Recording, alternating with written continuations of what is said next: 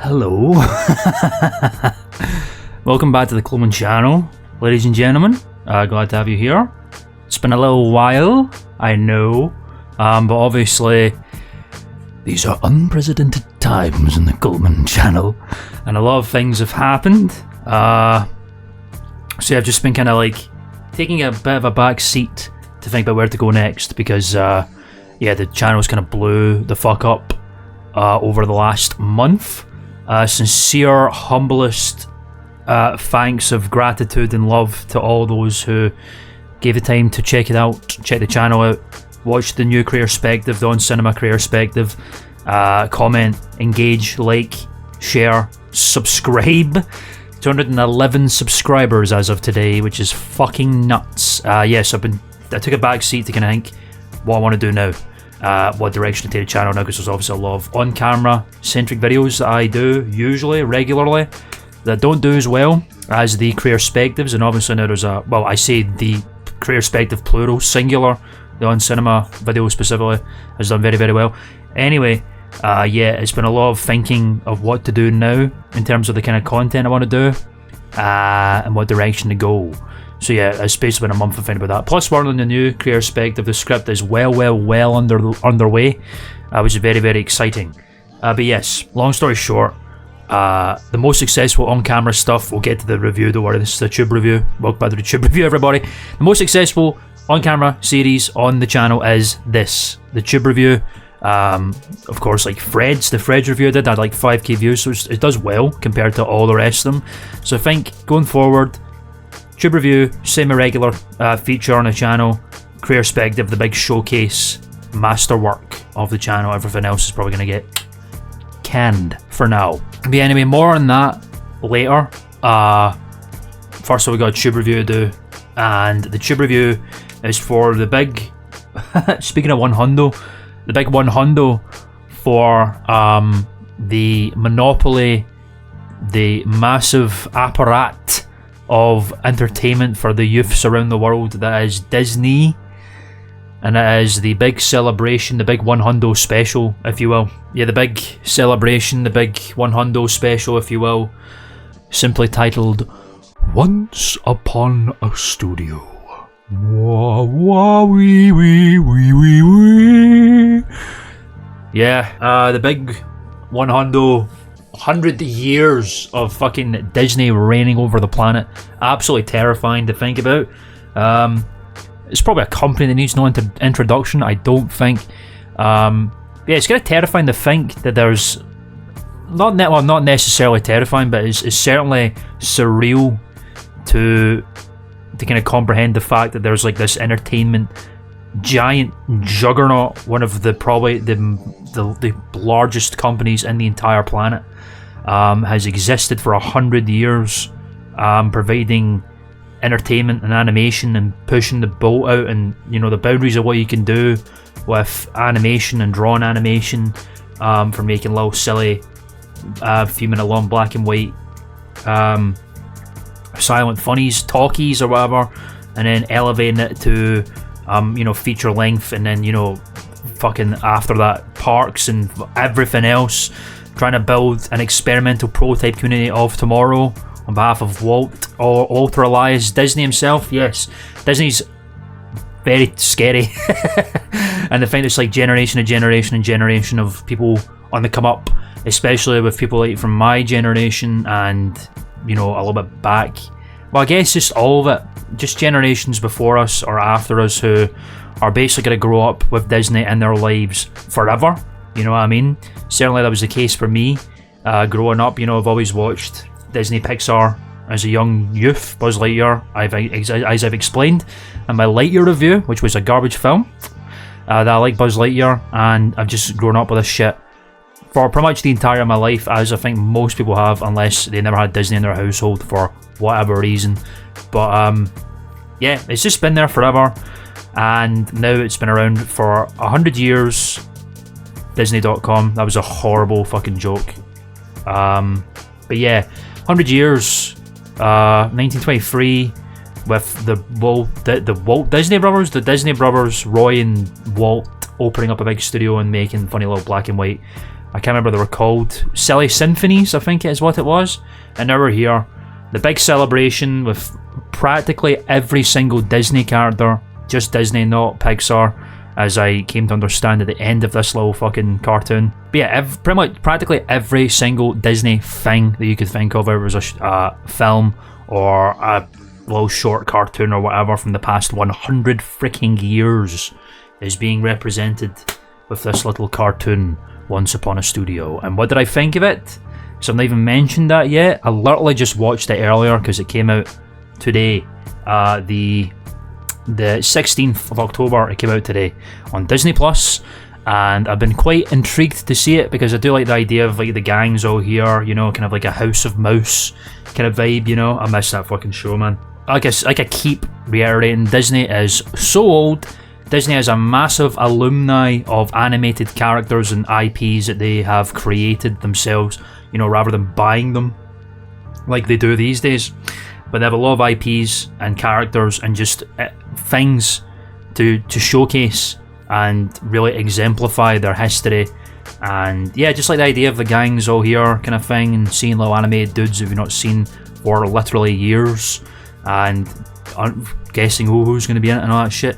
But yeah, I thought it was pretty cool, you know, for what it was. It was a little thing. I didn't expect it to be so short. It's 12 minutes long, 9 minutes if you take away little opening things and all that kind of stuff. It's pretty much like a 9 minute long short film. But for what it is pretty neat, you know what I'm saying? Certainly if you like Disney, or at the very least can appreciate the history of it and all that kind of stuff. Probably a bit difficult at the moment because during the 100-year anniversary of Disney, there are many actors and writers on strike. I don't know if the writers are on strike now, but certainly the actors are, because, you know, these big massive juggernaut companies don't want to give them a few more pennies for them to make a decent living.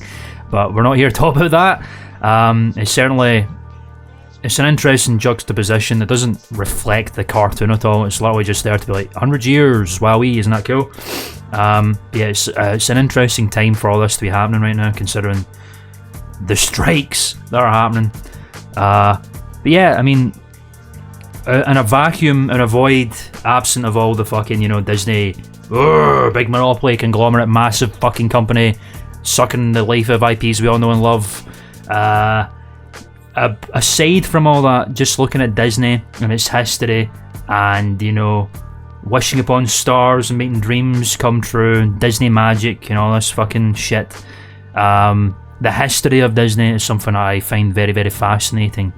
And this cartoon, I mean, it's not necessarily just like, you know, it's not a comprehensive historical piece. It's just a nice little tribute to the history, to Walt, I guess. There's not a lot of Walt in it, but it's just all the cartoons and stuff. It's just nice. It was a nice little thing. It was nice and feelsy near the end as well. It was nice to see what characters popped up here and there and whatever. It was kind of like, I guess, Chippendale Rescue Rangers in that way. I did a review for that ages ago for some reason. That was, you know, it wasn't necessarily the same idea. Rescue Rangers was like, did you expect Doc McStuffins to pop up and all this random Darkwing Duck, etc. Old Sonic that everyone thought was cursed? Not really like that. It's just like every single Disney character you could ever conceive, whether they were in Snow White, to Treasure Planet, to Atlantis, to Barn, that cow film that I can't remember the name of, that had cows in it. Not Barnyard, the other one, the drawn one. Yeah, yeah, things like that you would never remember. Fabulous Mr. Frog and whatever. Chernabog, you know, Fantasia, Night on Bald Mountain, all these other things. Sleepy Hollow, you know, just all these cartoons are just history and history and history, Sword in the Stone, all this shit, you know, just like a lot of very famous, familiar films to a lot more of the obscure ones that not really a lot of people know about, you know. It was cool, you know, it was very neat. For what it was, it is what it is. It's a little mini thing. Not spectacular in any way. I think I'll probably touch on that in the expanded spoilerific review, but for what it is, it's nice. It's a nice little thing. Yeah, I was surprised it wasn't bigger. considering this is like Disney's centennial celebration, you know what I mean? It's not no small feat, particularly for something like an entertainment company, you know, to be around for that long. And, you know, I don't know, like a 12-minute celebratory kind of thing. I would have expected something maybe a bit more massive, you know, considering these people have a lot of money and maybe they have enough time. I don't know, you know, there's a lot of factors, mitigating factors that come into that, but, you know, they didn't do that. It's a 12-minute little fun thank you, everybody, for watching our things for 100 years and all the people involved in making them and whatnot. But yeah, it was for what it was. It was cool, sweet, nice, blessed. But nothing to write home about, certainly. It's not going to be like I don't think it's going to be like a well-remembered centennial celebration or nothing. I think everyone's going to watch it over the next couple of weeks, days, and then it'll probably get forgot, maybe refer back to every now and again. This will probably be one of the last times, maybe, every single Disney character ever conceived is together. Probably the last time a lot of these characters will be drawn again and given life again, you know what I mean? Like I say, a lot of these characters have probably never been seen again, animated, brought back in something since their debut film or short or whatever. So we probably won't be seeing that again anytime soon. But yeah, so yes, speaking of that, nice to see some actual hand-drawn fucking animation from Disney for the first time in like 10 years, over 10 years even, since I think Princess and the Frog. I keep saying this. It's a tragedy that this is just a thing that's gone now. But they've done it for this, for the characters that were not computer generated or whatever. I'm imagining it's not proper hand-drawn fucking frame by frame, like on paper or whatever, do you know what I mean? I don't think they do it that way anymore, probably like sketching on a computer drawn or whatever, which is fine, that's nice, it's good. It's just nice that they're drawn by hand and not generated via computer. It's just nice to see that again from Disney, you know, because that is kind of where they got their start. And it's just not a thing that we see anymore, which is lame. And I do think a lot of hand-drawn stuff can come out looking a lot nicer and prettier, especially backdrops and all that kind of shit, compared to the traditional computer-generated stuff that we see now. Not that that doesn't look nice, just that the drawn stuff can actually look nicer as a piece of art, you know what I mean? But yeah, that's my very all over the place spoiler-free review of Once Upon a Studio. Go watch it, take 12 minutes out and then come back. It won't take very long for you to hear my spoilerific review. And that is, yeah, the main complaint really is just that it wasn't bigger, you know? I think it would have been way cooler to see something happen in some way. I don't know what they would do for a bit. Maybe like, honestly, it'd be really cool to see like just a massive like Fantasia-esque, all of these characters coming together, iconic songs from their films respectively. And then it's like just like almost like maybe recreate scenes from other films and shit. Am I just thinking way too deep in it? I don't know. It just seems to me like this would have been neat for like a 10, 20, 30 anniversary thing, but like 100 years of Disney, and it's like a 12-minute long little thing, you know? It would have been cool to see a proper little film, like a proper feature film or something, to really hit home the history that this studio has, you know what I mean?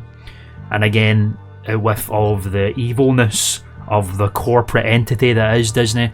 I'm talking purely about distilled creativity Disney, like the creative side of Disney, the magical blah blah fucking bullshit side of Disney.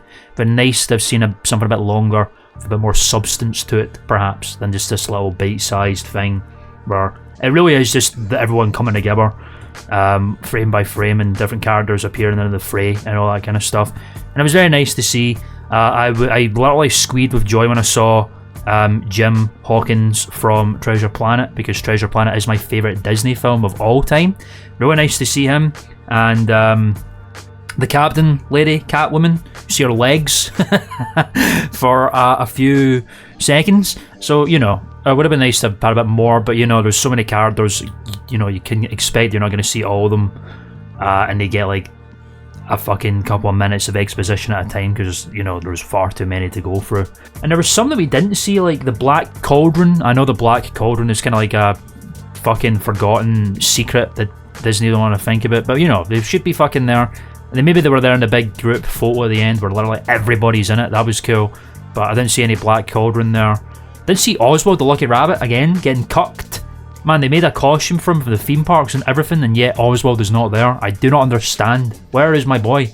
Forgotten again. Fucking shucks. What, did we not learn anything from Epic Mickey? Probably not. But yeah, you know, it was nice. It was nice to see some of these characters from, like, you know, there was Atlantis in there, and that frog dude, I can't remember his name, Mr. Frog, I don't know. From that that one old ride from Disney, it's like a little frog with a suit and driving about a car. I can't remember. And like I said, Sleepy Hollow dude was there. Chernabog wasn't even there really. He was there again watching a film or something, and he pops out or some nonsense. Yeah, there was just a lot of films and characters that I certainly didn't even recognise. More specifically the newer ones, you know. I think the last new Disney film that I watched was probably Soul or Moana. I've not kept up since. So yeah, there was like Only in the Dragon or something. There was a lot of new characters I just did not even fucking know who I was looking at, which is hilarious. There was a little alien thing from Onward, which, you know, was pretty hilarious. Again, characters that fucking new characters I didn't recognise. But yeah, there was some older ones too, from a lot older cartoons and shit that there was that many coming out, you were like, oh, I know him from, trying to remember, and then it keeps going and going, which is nice and cool and epic. But you know, and it's, you know, waiting to see if your favourite one pops up, and I got to see Jim on his little windsurfing jet thing, which was fucking rad, man. I fucking love Treasure Planet, dude. I can't tell if that was a new animated thing. A lot of them seem like they've been ripped out of the original film and then kind of composited over this, because there's also the characters in like the real life Disney studio, which was interesting. So it's hard to tell what was new and what wasn't, I guess. And yeah, as a result, I feel like some of them, certainly the drawn stuff, was a little bit sketchy, no pun intended, in some places. I don't know why. Maybe it was like a rush, you know, there's a little short thing and they're just throwing it out. Maybe, I don't know, but certainly like there was a moment with Gaston doing himself up with all the lads. I can't remember who was earlier. The Atlantis guy was there and some other people. And he just some frames he just looked a bit off. He did not look like Gaston from fucking Beauty and the Beast. And you know, that's probably the first time Gaston's been drawn in anything since Beauty and the Beast, which is what, been like nearly 30 years, maybe 20-30 years since that film came out. So yeah, there's probably a new hand drawn this thing, and you know, there's just some frames you look at and you go, oh, looks a bit off, you know, nothing crazy. Like I say, it's just a small thing, which probably I think could have been bigger, is probably my main complaint. But yeah, there was some little iffy moments with the animation as well. Obviously you don't see any of that with like the CG stuff. That all looked fine. Nice to hear voices again. Obviously a lot of the original voice actors came back to do their voices, particularly the newer characters, because obviously Disney is so fucking old, although these people are now dead. But they handled it nicely. None of this AI bullshit, which Disney are very, very, very, very keen on looking into. I'm glad they didn't do anything like that. The closest they got to was with the Genie of Robin Williams. There were some recorded lines that they did during the recording of Aladdin that never got used, that came back from the archives to get used, which is really blessed, actually. I thought it was nice. They got permission from the estate of Williams family and shit, so that was nice to hear Robin Williams' voice and things we've never heard before. That kind of thing is really nice, I thought. Like Jeremy Irons and stuff coming back, man. That was interesting stuff, really cool. I think the only thing people would complain about in terms of the characters is if they didn't get to see theirs, and I think most of them did turn up, and then they do all appear at the end as well, which is very hard to see where they are because it's such a massive cavalcade of characters that Disney have accumulated over the century that it's hard to see who's who and who's there, and etc. And then of course get a nice little tribute to Walt with Mickey looking at the picture of Walt and saying, "Oh gosh, thanks pal, I'm gonna go fuck off." And that was nice. We're expected to hear like the voice of Walt somewhere, maybe, you know, some kind of nice little thing that he said at some point. Expect him to use the "for all come to this happy place" welcome when he opened Disneyland, but there wasn't really anything like that. But I guess it wasn't necessarily about Walt Disney, the person. It's about Disney, the company, and the characters. Therefore, they're kind of front and center. So makes sense, I suppose. Surprised in AI Walt, because they have already tried to do that in the parks. You should go look that up if you haven't seen it. It's pretty eerie. AI generated fucking Walt Disney. What is the planet coming to? But yeah, I mean, there's not much else to say. Like I say, it's a very short thing. It's a very sweet little blessed thing. They all sing "When You Wish Upon a Star" at the end, which is nice. All the characters have instruments play. The little instruments, they all get together for a nice little family photo. And I was blessed, you know, it was nice. Especially near the end when Jiminy Cricket sings it's his song, you know what I mean? And it goes in a nice choir near the end, like a lot of these older Disney films have at the end of their films, where it's like a big, you know, just choir music. I don't know, it takes you back a little bit to those times in your youth. At the end, that kind of magic moment at the end of an old Disney film where the choir kicks in and sings the song. It was nice. It was nice when that happened, and really, I don't know, it was nice. It was like, damn, yeah, Disney, bro. The evil conglomerate company, but yeah, man, fuck, they make a good cartoon. You know, that's kind of how I felt about it. And that's basically all I can say about Once Upon a Studio. Could have been way bigger. I should have been a bigger thing, really. But for what it was and what we got, I thought it was quite sweet and blessed and nice. And Treasure Planet got a look in, which was epic. No Pixar, but it's just Disney, so I understand. But yeah, I'll need to go back and look at who was actually in it, in terms of the whole crowd, because I don't know if there was like any of the old Disney cartoon shows. Like, was Max Goof in there? I have no idea. It is what it is. Even with the amount of characters there were, like I'm saying, I don't even know if they got everybody. I don't think they did. I don't think Oswald's there. I don't think Black Cauldron's there. A lot of the cartoon shows and stuff that they made are not there either.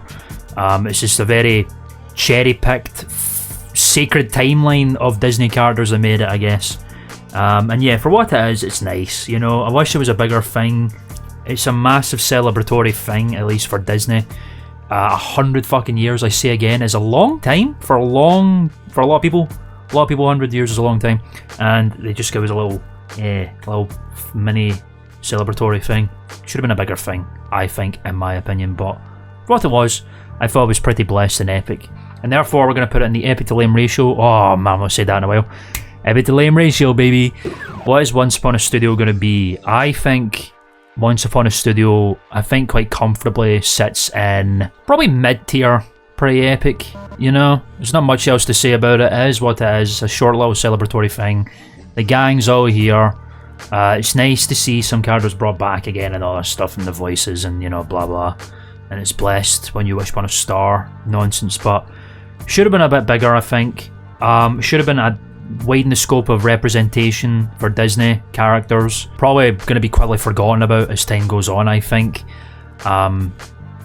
And yeah, that's the things I would say that focus on the cartoon as a whole. Yeah, outside of that, into the more realistic world. Very funny time for this to come out, considering the sheer strikeage that's going on against Disney and indeed all the other corporate entertainment conglomerate giants, monopoly people that exist out there.